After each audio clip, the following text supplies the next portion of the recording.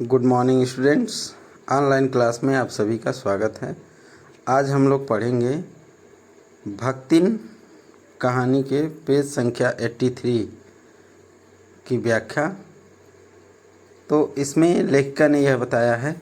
कि भक्तिन जो है वो घुटी हुई चाँद को मोटी मैली धोती से ढाके और मानो सब प्रकार की आहट सुनने के लिए कान कपड़े से बाहर निकाले हुए भक्तिन जब मेरे यहाँ सेवक धर्म में दीक्षित हुई, तब उसके जीवन के चौथे और संभवतः अंतिम परिच्छेद का जो अंत हुआ उसकी इति अभी दूर है। अब लेखिका बताती हैं कि भक्तिन जो अपनी घुटी हुई चाँद को अर्थात अपने माथे को मोटी मैली धोती से ढाके हुई थी और मानो सब प्रकार की आहट, मानो वो सभी प्रकार की आहट को, बातों को सुनने के लिए कान कपड़े से बाहर निकाले हुए और अपने कान को क्या की थी, अपनी जो मोटी धोती थी उससे वो अपने कान को बाहर की हुई थी, अर्थात वो अपने धोती से कान को ढके हुए नहीं थी। और लेखिका बता रही हैं कि जब मेरे यहाँ वो सेवक धर्म में दीक्षित हुई अर्थात सेवक धर्म ग्रहण किया, तब उसके जीवन का चौथा और संभवतः अंतिम परिच्छेद था और उसका जो अथ हुआ, अथ मतलब प्रारंभ हुआ, उसकी इति अर्थात समाप्ति वो अभी बहुत दूर है। भक्तिन की वेशभूषा में गृहस्थ और बैरागी का सम्मिश्रण देखकर मैंने शंका से प्रश्न किया, क्या तुम खाना बनाना जानती हो? अब लेखिका बताती हैं कि जब मैंने भक्तिन की वेशभूषा देखी, और क्योंकि भक्तिन जो है आधा गृहस्थ की वेशभूषा में थी और कंठी माला पहने हुई थी, तो वो बैरागी की वेशभूषा में भी थी। इस नाते लेखिका को थोड़ा संदेह हुआ, शक हुआ, तो उन्होंने पूछा उससे कि क्या तुम खाना बनाना जानती हो? उत्तर में उसने ऊपर के होंठ को सिकोड़ और नीचे के अधर को कुछ बढ़ाकर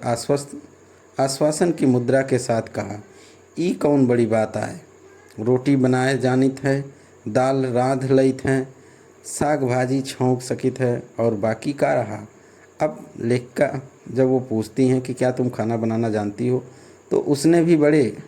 हाव भाव से बताया कि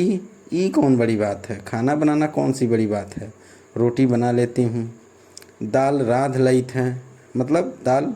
पका लेती हूँ, दाल बना लेती हूँ, साग भाजी भी छौंक सकित है और बाकी का रहा, और अर्थात दाल रोटी और सब्जी के अलावा और क्या है। दूसरे दिन तड़के ही सिर पर कई लोटे औंधा कर उसने मेरी धुली धोती जल के छींटों से पवित्र कर पहनी। और दूसरे दिन उसने क्या किया, लेखिका बता रही हैं कि दूसरे दिन तड़के ही सिर पर कई लोटे औंधा कर अर्थात सिर पर कई लोटा पानी डाली और उसके बाद उसने उनकी धुली हुई धोती को जल के छींटों से पवित्र किया और पूर्व के अंधकार और मेरी दीवार के फूटते हुए सूर्य और पीपल का 2 लोटे जल से अभिनंदन किया। और उसने क्या किया, वो धोती पहनकर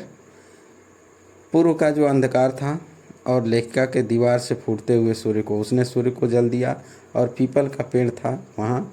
उसको भी जल से अभिसिंचित की। 2 मिनट नाक दबाकर जप करने के उपरांत जब कोयले की मोटी रेखा से अपने साम्राज्य की सीमा निश्चित कर चौके में प्रतिष्ठित हुई, तब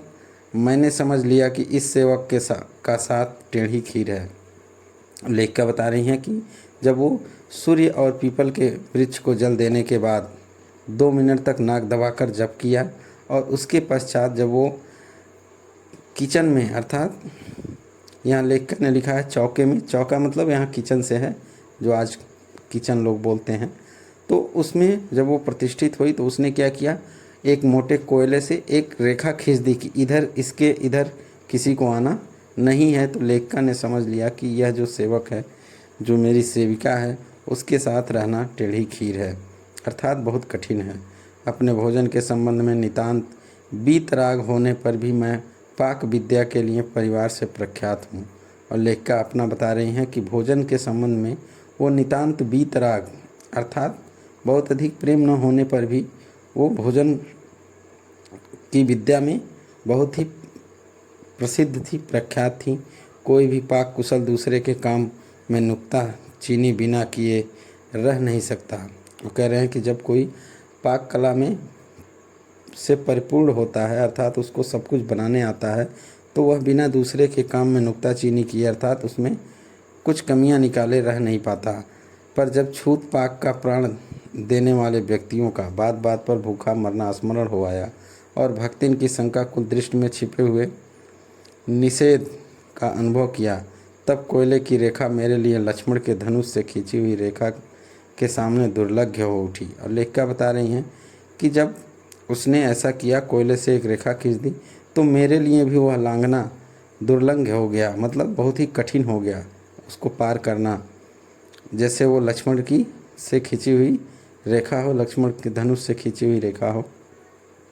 निरुपाय अपने कमरे में बिछौने में पड़कर नाक के ऊपर खुली हुई पुस्तक स्थापित कर मैं चौके में पीढ़े पर आसीन अनधिकारी को भूलने का प्रयास करने लगी। अब लेखिका बता रही हैं कि और निरुपाय जब कोई उपाय न बचा तो वह अपने कमरे में बिछौने पर पड़कर और नाक के ऊपर खुली हुई पुस्तक, अर्थात अपने सामने वो पुस्तक खोलनी और चौके में पीढ़े पर आसीन, चौके में एक पीढ़ा होता है लकड़ी का बना हुआ, उस पे लोग बैठते हैं भोजन करते समय। अब नहीं रह गया, उसका डाइनिंग टेबल का ज़माना आ गया है। तो पहले लोग पीढ़े पे बैठ के, लकड़ी का बना होता था, उस पे बैठ के भोजन करते थे। तो उस पे आसीन होकर वो अनधिकारी को भूलने का प्रयास करने लगी। भोजन के समय जब मैंने अपनी निश्चित सीमा के भीतर निर्दिष्ट स्थान ग्रहण कर लिया, तब भक्ति ने प्रसन्नता से लबालब दृष्टि और आत्मतुष्टि से आप्लावित मुस्कुराहट के साथ मेरी फूल की थाली में, अब लेखिका बता रही हैं कि जब वो भोजन के निश्चित स्थान पर पहुंची, तब भक्तिन जो है बहुत ही प्रसन्न हुई और आत्मसंतुष्टि से के साथ उन्होंने उनकी फूल की थाली में 1 अंगुली मोटी गहरी काली चित्तीदार 4 रोटियां रखकर उसे टेढ़ी कर गाढ़ी दाल परोस दी। अब लेखिका बता रही हैं कि उंगली के मोटे, जितने मोटे 4 रोटियां रख दी और वो भी गहरी काली और चित्तीदार थीं, जगह जगह जली हुई थी। पर जब उसके उत्साह पर तुषारापात करते हुए मैंने रुआसे भाव से कहा, यह क्या बनाया है, तब वह हतबुद्ध हो गई। और जब लेखिका को ऐसा भोजन मिला तो वह तुरंत उससे रुआसे भाव से, अर्थात वो खाना नहीं चाहती थी, उन्होंने पूछा कि यह क्या बनाया, तब वह हतबुद्ध हो रही और वह बहुत ही परेशान सी हो गई, उसकी बुद्धि काम नहीं कर रही थी। तो आज इतना ही, धन्यवाद।